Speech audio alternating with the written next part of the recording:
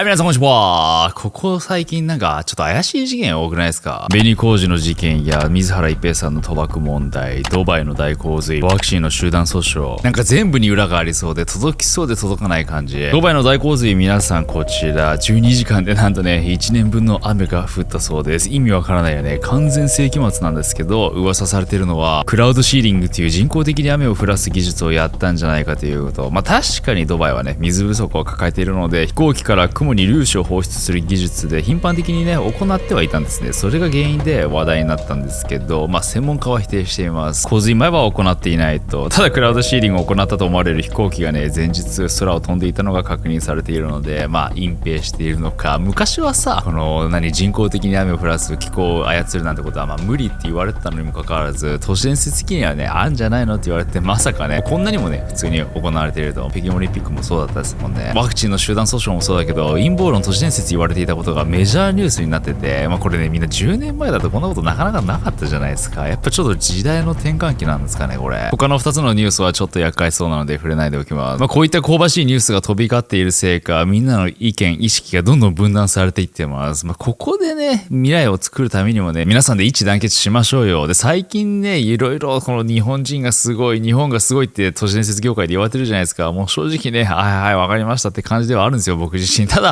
なるほどなって、これを聞いたらその実態をね具体的につかめるかもしれないです。長谷倉美幸さんや日本語はなぜ美しいのかという本を参考に、今日はねその西洋とこの東の日本の役割について話していきたいと思います。別に特別ってわけじゃないですよ。各々の役割がある。じゃあ皆さん、日本語人の役割は何なのか。みんな新幹線とか集団で乗るときあるじゃん。でそういう時みんなと会話したいからってくるって椅子回転させるじゃん。あれで進行方向とは逆の後ろ向きに座った時違和感ないですか？ちょっとムカムカするような、気持ち悪くなるような感覚僕はあるんですけど、普通に考えてその乗り物はね進行方向を向いていたいっていうね、スケボーしながら後ろ向いてたら意味わからんもんね。それと同じで全人類がね同じ乗り物を乗ってるじゃないですか。そう、地球という名の人間は無意識に地球の自転と公転を感知しているっていうので、その回転の方向を向くのと向かないのとでは変化が生まれてくるかもしれない。実際に古代インドでは左を向くと意識が活性化し、西を向くと意識が鎮静化するという教えがあるそうで、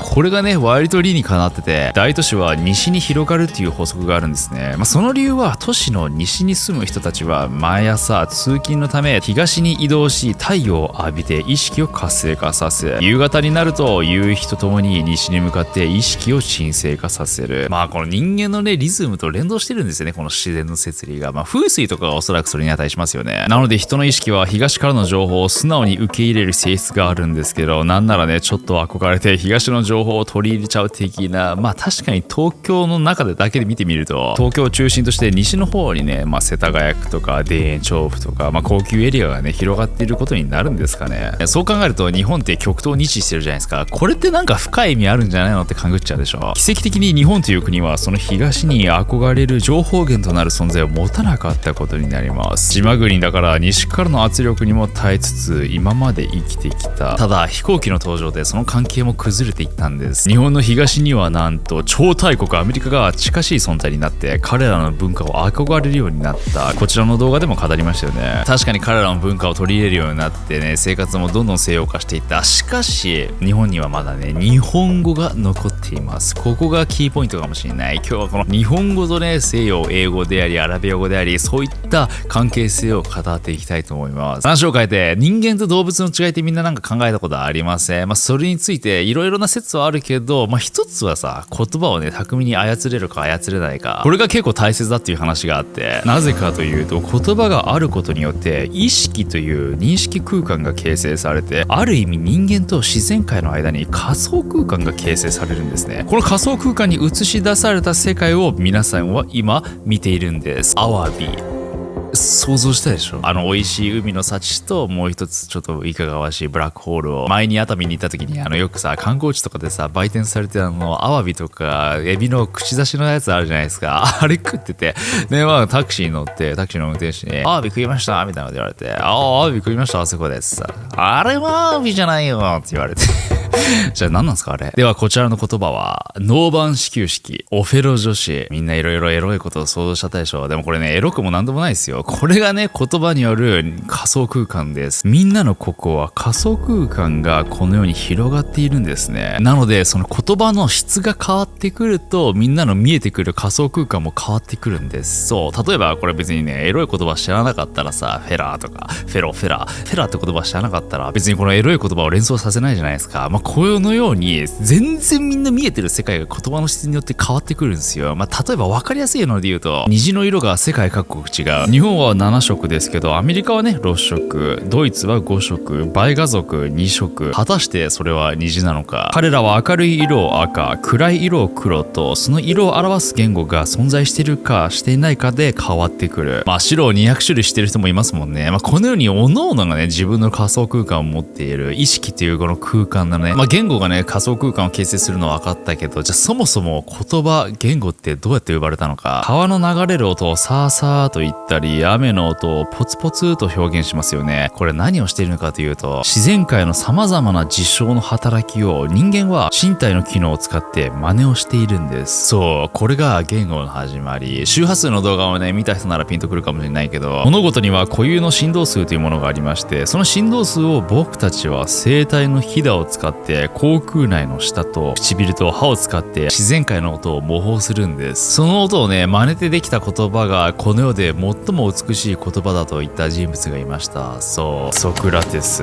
しかもこれから語ることはソクラテスが言ったわけじゃないんだけど、世界中で7000以上のね、言語がある中、最も自然に近い言語だと言われているのが、そう、僕が今話しているこの日本語なんです。その理由が冒頭にも話したように、この数千年の人類の歴史の中、世界でも珍しく唯一と言っていいほど侵略されていないのがここ島国日本。日本という領土の上に日本人が日本語を話していること自体1億人もね、珍しいこと。なので古代の人々が自然を観察して生み出した音をそのまま言語として利用し、今もそれが残っている。これを証明するのが母音と子音の関係。母音というのは簡単に言うと口を開けて自由に息を出すときに出る音です。あいうえおとね、口の中に入れ一切の邪魔なく発せられますよね。その逆で子音は舌や口角を動かして息を妨げることによって出る音です。たらとかね、このベロを動かす必要があるじゃないですか。この違いがあるんですけど、世界でね、最もその母音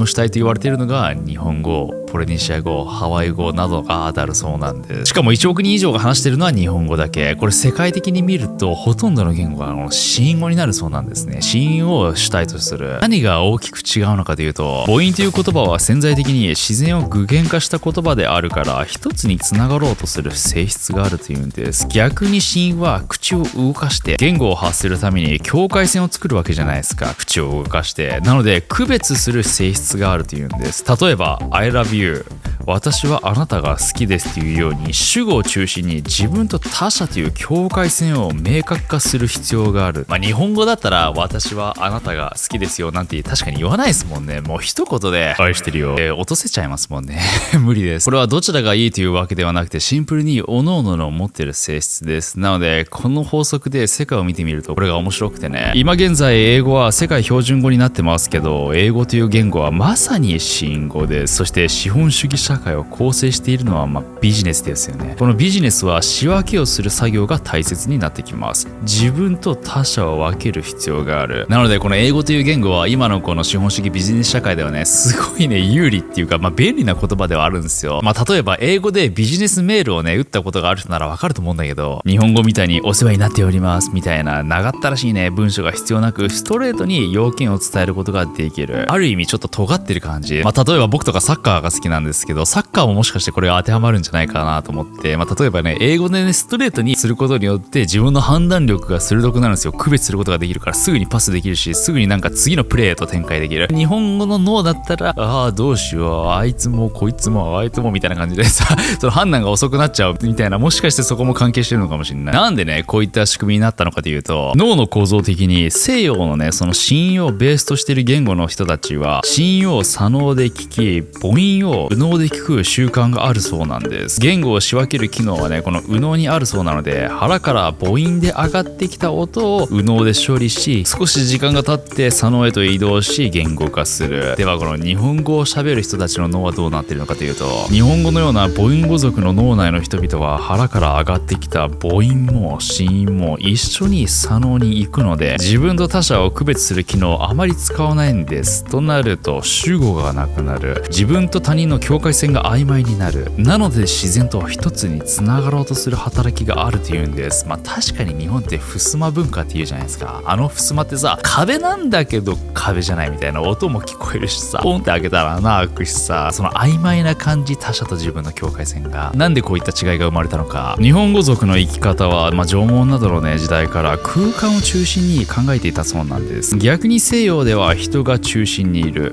要は環境ですね。最も死に近い言語の一つがアラビア語なんですけど、環境で見るとね、砂嵐が激しい乾いた大地です。口を開けているのも大変な環境であった。母音をなるべく使わないで喋る必要があったというんです。その結果世界各地を開拓していくんですけど、その中で一度ねその自分たちの居場所をね去る必要がない自然豊かに恵まれた人々がいたんです。昔の日本人の暮らしは結構グルメだったと言われています。農耕をする必要もなく、自然に生えている木の実やね魚貝を採取して自然に感謝するようになった。母音語を捨てる必要がなかったということで、ただ外国から少しずつね人が入ってきたことによって争いとかが生まれて、結果的にはね農耕文化争い文化には発展していたんですけど、つまり環境は言葉を作り、言語はその人を作る。でその人は意識という仮想空間を作り出す。このようにねこの世界が形成されているということなんです。分かりやすい例が、例えばちょっとね英語が分かる人ならねこれちょっとイメージしてほしいんですけど、川端康成の日本語バージョン、国境の長いトンネルを抜けると雪国であった。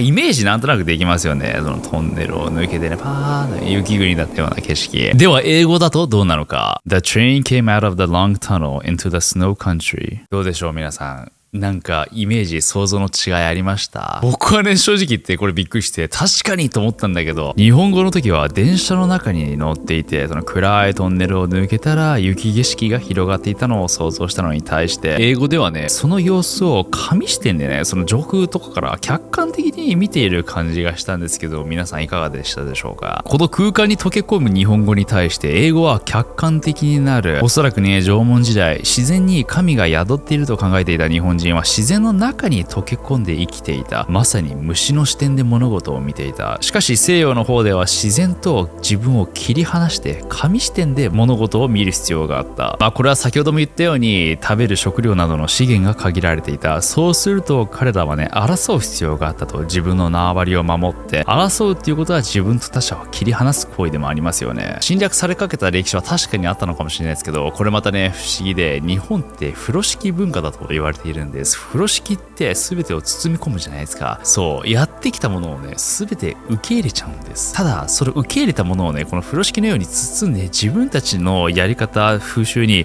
改変していって、新しいいいものを作るという文化だそうなんですね。なるほどって感じだよね。なので今の時代の流れを見てみると、1万年前の縄文時代ではテレパシーを使っていたのかどうか知らんけど、自然と同調して生きる人々は心と自然の豊かさを兼ね備えていた。しかしそこから少しずつ時代が移り変わり、西洋を中心とする時代に変化していき、神謡を中心とした言語が主流になり、自然全体というより自分が豊かになる生活を展開していった。結果資本主義社会が形成され、物質的な豊かさが訪れた。地球がギリギリ生き残っている段階で人類はね AI を発明したからか知らんけど、物質的な時代は役割を終え、再びこの日本語を中心とした母音の時代がこれから訪れるのかもしれない。そうなんですよ。別にどちらがいいっていうわけでもなく、例えばみんなこれ iPhone とか必要でしょ絶対。もう便利だしねめちゃくちゃ。このようにねその物質的な技術的なものの発展にはねおそらく必要だったんですよこのプロセスが。それはそれでいいし、ただね心の豊かさじゃないけど、この自然全体地球全体の豊かさみたいな、その形態と形質、